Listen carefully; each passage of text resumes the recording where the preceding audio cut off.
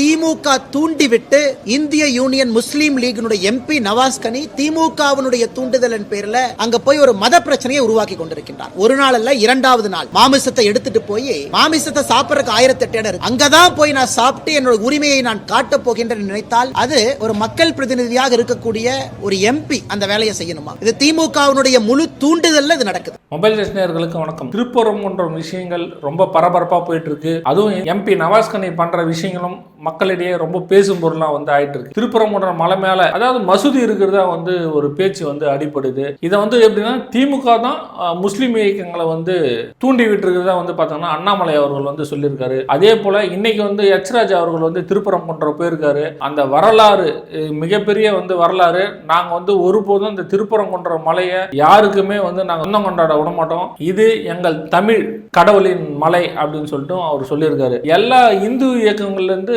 எல்லாருமே பாத்துங்க அப்படின்னா அங்க மசூதி இருக்கிறதா சொல்லக்கூடிய விஷயங்களை எதிர்ப்பு தெரிவிக்கிறாங்க. ஆனா இவங்க அது இருக்குது அப்படின்னு அந்த ஒரு பேசும் பொருளா இருந்தா கூட எந்த பிரச்சனையும் இல்லை. மேல போயிட்டு பிரியாணி சாப்பிடுறது, ஆடு கோழி எல்லாம் பலி கொடுக்கறது, இந்த விஷயங்கள் தான் பாத்தீங்கன்னா ரொம்ப ஒரு பேசும் பொருளா இருக்கு. அதே போல இந்த திருப்பரங்குன்ற மலையில என்னென்னலாம் நடக்குது அப்படின்னு சொல்லிட்டு அண்ணாமலை அவர்கள் கூடிய விரைவில் நான் எல்லா ஆதாரமும் நான் கொடுப்பேன். அதே போல நான் 45 நாள் விரதம் முடிச்சிட்ட உடனே கடைசியா திருப்பரங்குன்றத்தில் தான் என்னுடைய விரதத்தை முடிப்பேன் அப்படின்னு சொல்லிட்டு சொல்லியிருக்காரு. இது முழுக்க முழுக்க திமுகவின் தூண்டுதனாலே இது எம்பி நவாஸ் கனி செய்துட்டு இருக்காரு அப்படின்னு சொல்லிட்டு அண்ணாமலை அவர்கள் பகிரங்கமாக குற்றம் சாட்டிருக்காரு. அவர் திருப்பரங்குன்ற மலையை பற்றியும் திமுகவை பற்றியும் நவாஸ் கனி எம்பி அவர்களை பற்றி என்னெல்லாம் சொல்றாருன்னு சொல்லிட்டு இந்த வீடியோவில் நம்ம பார்க்கலாம். எங்களை பொறுத்தவரை மிக தெளிவாக இருக்கின்றோம். அது முருகபெருமானுடைய ஸ்தலம். அந்த 1931 பிரிவி கவுன்சில் அந்த தீர்ப்பு நாம டீட்டெயிலா அதை பேசுவாங்க.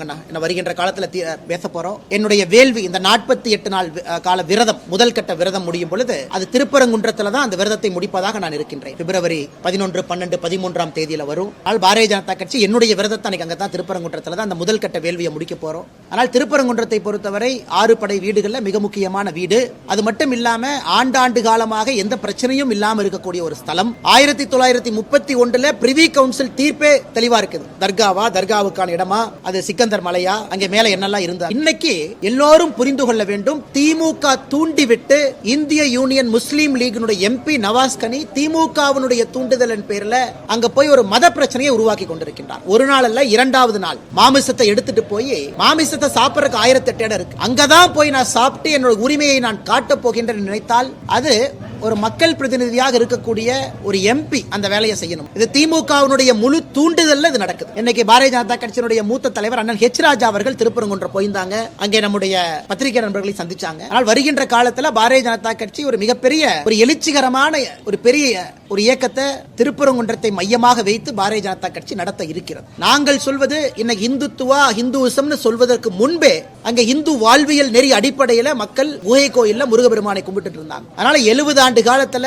ஒரு சரித்திர பதிவை வைத்துக் கொண்டு சொன்னா 1000 ஆண்டுகளுக்கு மேல அங்க கடவுளை கும்பிடுறவங்க என்ன சொல்லலாம்? அதனால இதை வன்மையா கண்டிக்கின்றேன். யாரோ ஒரு ஃப்ரிஞ்ச் குரூப் போய் பண்றாங்கன்னா பண்ணிட்டு போட்டுங்க. அது இன்னைக்கு புதுசுல 1931 பண்ணாங்க. ஒரு ஃப்ரிஞ்ச் எலிமெண்ட்ஸ் 4 பேர் போவாங்க, வேலை இல்லாதவங்க பேசுவாங்க, அது வேற விடுங்க. அதுக்கு நம்ம பதில் சொல்லி நேரத்தை தாழ்த்த விரும்பல. ஆனா ஒரு எம்பி போய் அதை செய்யறார். எம்பி போய் தூவம் போடுறார். எம்பி போய் ஒரு மத மோதலுக்கு காரணமாக ஒரு எம்பி இருக்கார். அதனால திமுக தூண்டி விட்டுத்தான் IUML அதை செய்யறாங்க என்பது வெட்ட வெளிச்சமாக இருக்கு. ஏன்னா அந்த எம்பி 2வது முறையும் போய் வெட்ட வெளிச்சமாக அதை செய்யறாங்கன்னா ஆளும் கட்சி இதற்கு பின்னால் இருக்கின்றார்கள். மக்கள் தகுந்த பாடம் போட்டுவாங்க.